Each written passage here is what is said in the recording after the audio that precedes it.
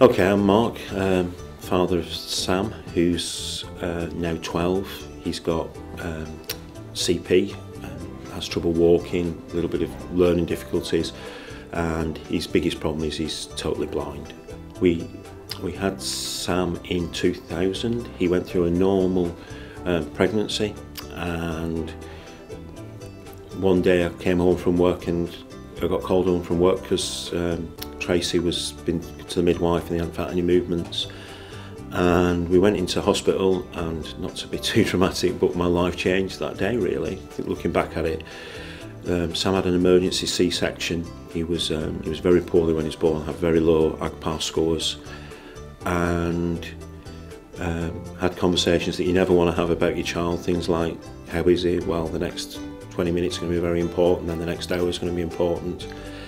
And he was in the special baby unit at New Cross, and he came through, and everything we thought was all right. And you leave the hospital, and what you find is over a period of time, it becomes apparent that he's not developing like your friends' babies are developing, and you're having brain scans, and people are not really saying much, but you can tell from professionals' faces that things aren't quite perhaps what you were expecting. The day we found out that Sam was blind really was 9/11. I'll never forget that day, for a different reason than most people, but we went to Birmingham and saw the VI consultant, and we'd done some tests, and you kind of know the tests aren't going well when there's a flashing strobe and the guy saying, the technician was saying through, is it working now, is he looking at it? So we knew that it wasn't good, and we were told he was totally blind that day.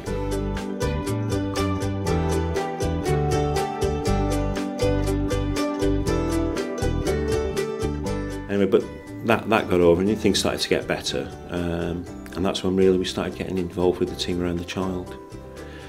It was good really, really good, and the things that were really good about it was that when we first started with Sam, everywhere you went, you kind of like had to live the worst day of your life again and again and again, and that's quite hard, and go through the same stuff. And so the first thing, and the thing that attracted us to when we were asked to be part of the pilot was, well, if I don't have to go through that again and write it all down again, that'll do me, I'll settle for that.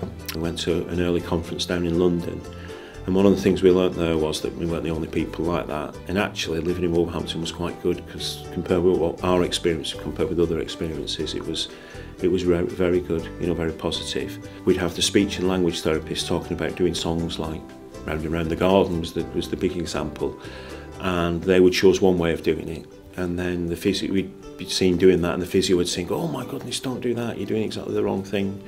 So what it meant was that we could talk about stuff like that, and sit around a table with a lot of professionals. We were lucky we had a really good key worker, and what the benefit of that was that you knew exactly who to call. So sometimes you could have a chat through with her about any issue that was arising, and our key worker's background was VI.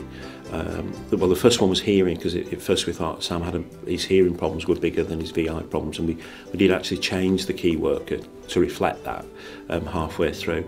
But what it meant was that we got somebody who we could easily contact and who would know who to drag in. And I remember at one point we needed a social worker. Now, we'd never used a social worker in our life, and we didn't see ourselves as the kind of family who'd need a social worker. And without the key worker, we wouldn't have actually realised that was an issue, and that needed something that needed doing. So that was a good example of something which, without a key worker, would have taken us a lot longer to get to the back of, really. And the other thing about the key worker is they could signpost you to different opportunities that were there. For example, the short breaks stuff, again, we'd never really thought about that.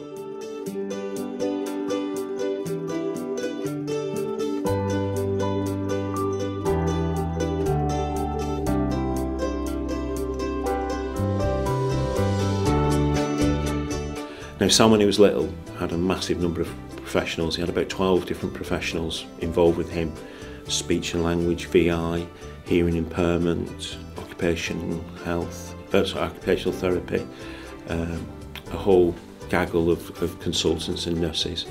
So actually having all those people around together at the same time, And it was great to discuss things, because they would discuss things and we would discuss stuff, and it gave me a real insight into disability, really.